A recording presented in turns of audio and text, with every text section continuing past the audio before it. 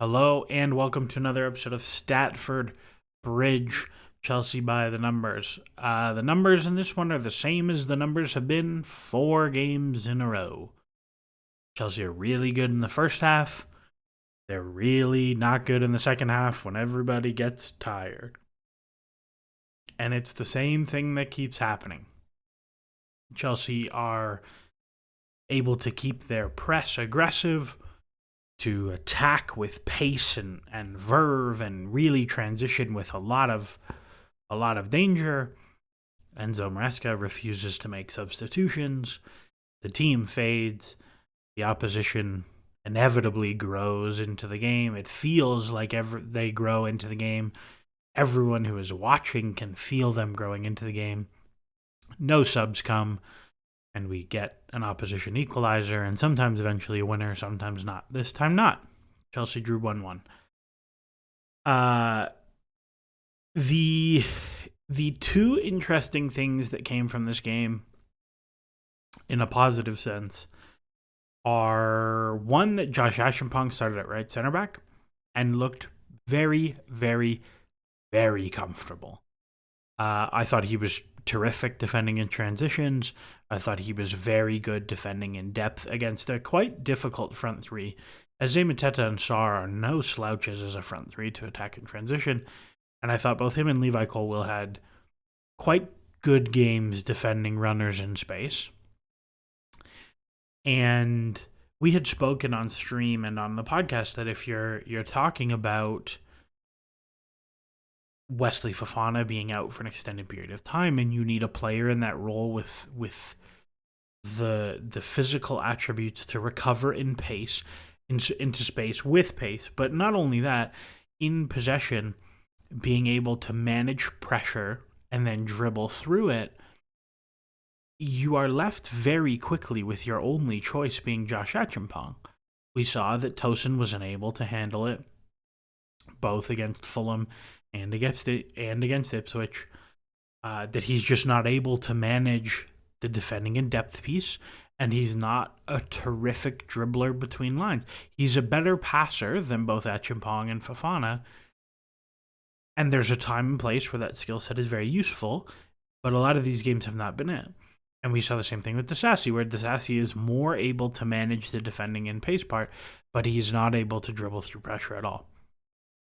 And Achampong, I thought, looked very, very, very good, to the point of, like, I'm looking at Morecambe and then I'm looking at Bournemouth, and I'm like, well, who's going to play the Bournemouth game, where you're going to have a very, very pressy Bournemouth team? You probably need the guy who's going to be able to dribble out of pressure to play. And Chelsea found some success the first Bournemouth game, going Fofana at right back and Tosin at right center back. I would be unsurprised if we saw that look again, but I would also be, I don't know, I would be quite into seeing Achampong starting in that role again. The other interesting thing we saw, and I should have the tactics board up, but we're not going to talk about it too much because I think it was kind of a one-off, is Chelsea did not build in a 3-2 or a 3-1 for the first time this season. Right? We've seen against back fours, Chelsea build 3-2 to put 5 players on the last line, so they're +1 on the opposition's back four. Against back fives, they build 3-1, so Caicedo as the lone pivot, to put 6 players on the last line. I was calling it a 3-diamond-3, however you want to call it, it doesn't matter. But the idea that you put 6 players on the last line. This time we saw Chelsea build in a 4-1 or a 2-3, however you want to call it. Looks like a very, very traditional 4-3-3 build-up. Gusto and Cucurella stayed in traditional fullback spots, Achampong and Colwill as center backs, Caicedo as the single 6 between them, Fernandez and Palmer in very much traditional 8 spaces, Neto and Sancho both quite wide, sometimes coming narrow if their fullback was high, but nothing particularly unusual about it. And I thought it was quite funny that Oliver Glasner before the game said, well, Chelsea don't do anything surprising. We know exactly how they're going to play. And then Chelsea did something they haven't done all season, which I thought was interesting. And what it really did the job of is, by having 2 players wide in both the winger and the fullback, it made it very difficult for the wingback to join the press. And when they did join, Chelsea were able to get the winger on the wide center back. And that's exactly how the goal happens. Is Muniz is kind of flying out past Sancho. Sancho lets it run and ends up being able to get a high quality box entry against the center backs instead of having a wing back and a center back to beat. We didn't really see more of that in the second half because, as I've said a bunch of times, Chelsea died on the vine. And let's go look at the same graphics we've been looking at every game for the past, I don't know how long. Here's your possession value momentum chart. Chelsea are way on top for 30 minutes. Palace have a flourish, and then Chelsea have a pretty good stretch up to 60. And then nothing. There's the equalizer. Game's over. Same as every other game. Same as every other game. If we go to the XG chart, Chelsea are yellow. Look at this. Up to 60, you do a whole bunch of your good work.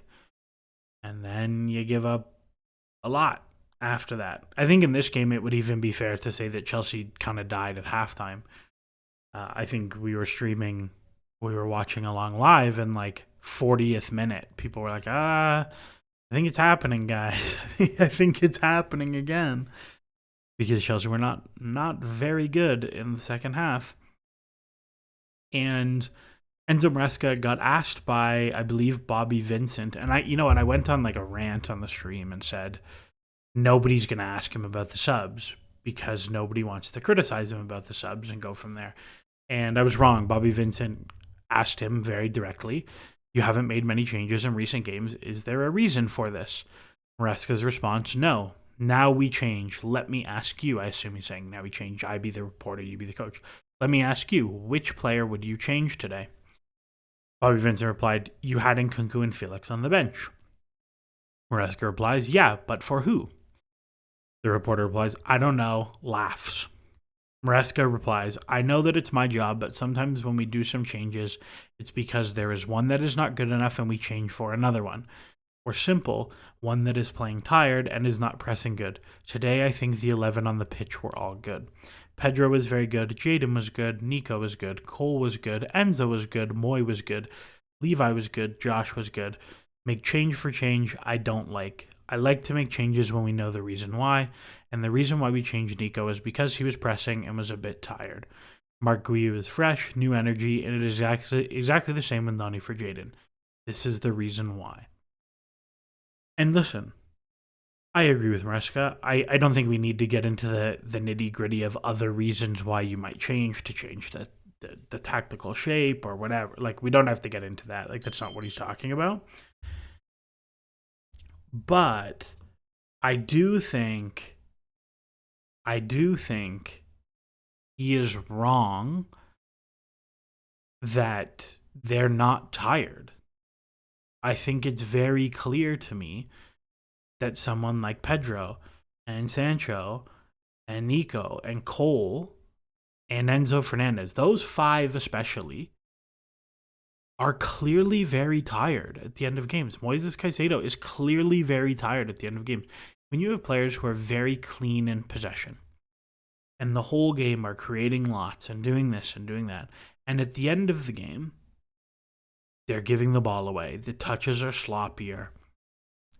They're getting caught out in transition. They're not able to recover as easily in transition. Is the answer to you that something has changed in the way they're playing? That actually they can't do those things? Or has something changed about them physically that they can't? To me, the most obvious answer is fatigue. You look at the goal. Malo Gusto gets done on the inside by Eze in transition. Because he can't recover, because he's too tired, because he spent the whole game bombing up from his right back role. It's hard. It's very hard to play physically. Chelsea played this game with a PPDA of 8 or 9. That's really, really pressy. It's really pressy. If we look at the PPDA the last few weeks, it's very low. It's very low. To the point that there's probably a bigger conversation to have about, are Chelsea making the right set of decisions to be as pressy as they have been? Where you watch Liverpool United and Michael Cayley made made a good point about like this Liverpool United game is another in the list of games of like trying to expend as little energy as possible that you still get more good transitions than your opponent.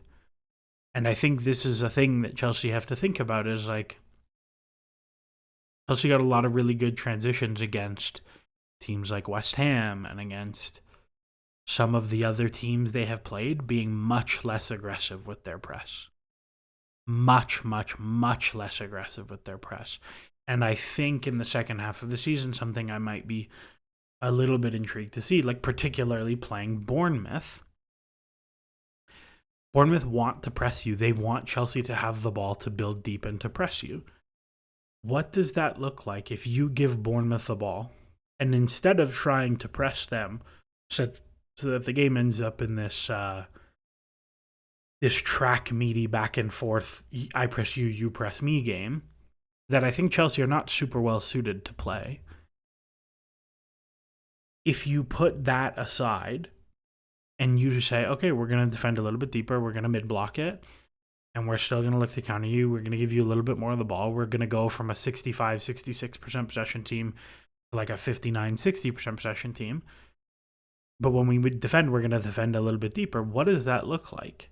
And I think that looks like the team who went toe-to-toe with City and toe-to-toe with Liverpool and toe-to-toe with Arsenal, in which Chelsea were much less pressy in those games.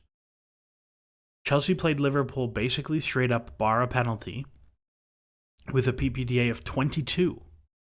I think it was their least pressy game of the season. I think there might be value in exploring that. But again, to kind of expand on this, are they tired? I don't have the Crystal Palace numbers. They're probably up. I think it was 8 or... I think it's actually not that different first or second half. If red is higher, it means you were less pressy in the second half. If blue is higher, it means you were more pressy in the second half. And if you look at all of those games, it's like Chelsea are less pressy against City the second half, the first game of the season, which is a game where Nico Jackson plays, where Cole Palmer plays. None of those guys having a proper preseason. And then it's mostly the same. You have Liverpool. Chelsea are more pressy in the second half. Why? Because they're losing. They're chasing the game.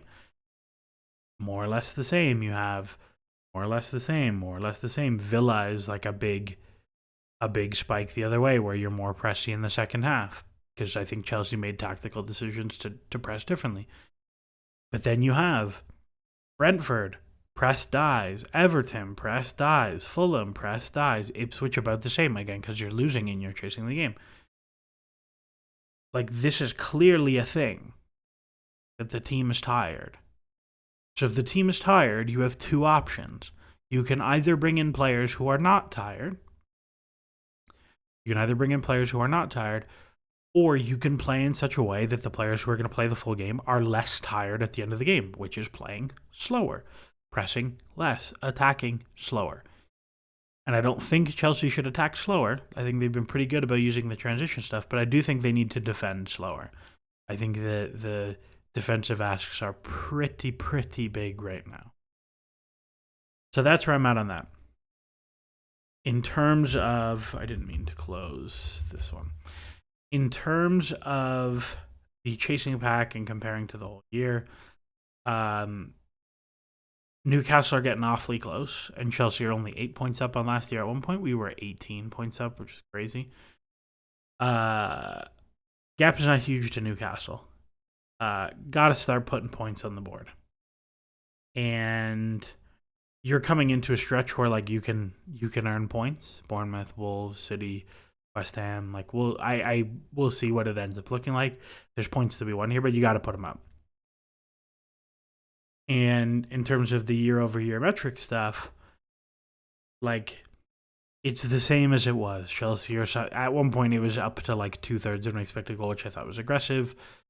It's something like half of an expected goal. I think that's a more accurate number. It's mostly on the attacking side, a little bit on the defensive side. The field tilt stuff, the shot difference stuff. It's nice that the shot difference stuff is still coming up. Like +5 shot difference is pretty healthy.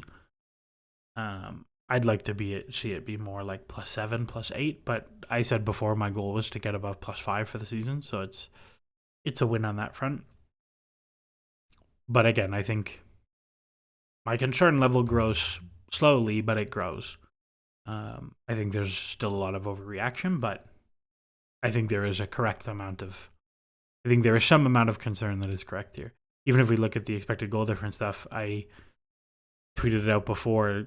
Chelsea are in the month of December, we're something like negative 0.6 XGD in second half. If you look at the Palace game, we go and look at the first versus second half split again. First half plus 0.8, second half minus 0.6. Like, that's pretty bad. You get outshot, 2 big chances to 0. Like, that's a really bad second half to have. And I get that you're winning, but it's not like, I don't know. It's not like you're even choosing to drop off to defend and defend deeper smartly to counter. Like, I would be pretty happy if Chelsea were dropping off to defend deeper, and it was like, okay, the reason the PPDA is going up is because of tactical choices, that they're defending deeper and looking to transition, but that's not really what's happening. Like, this is not the West Ham game or the Villa game. Like, that's not really what's happening here. So that's very frustrating, but we'll keep an eye on it as always. In terms of the big picture, Chelsea are still 75% for top 4. Again, Champions League is going to be almost certainly top 5 places based on how the European results are going, which puts you at something like 90% for top 5. I would say my Champions League qualification number is still north of 90%. I think this is much more blippy than it is anything else. But it is a red flag that is somewhat growing in size. So we'll keep an eye on it. We've got Morecambe in the FA Cup. There'll be a pod after that, and then we go to Bournemouth, and we see how things go. Anyways, that's all for me. As always, enjoy the soccer.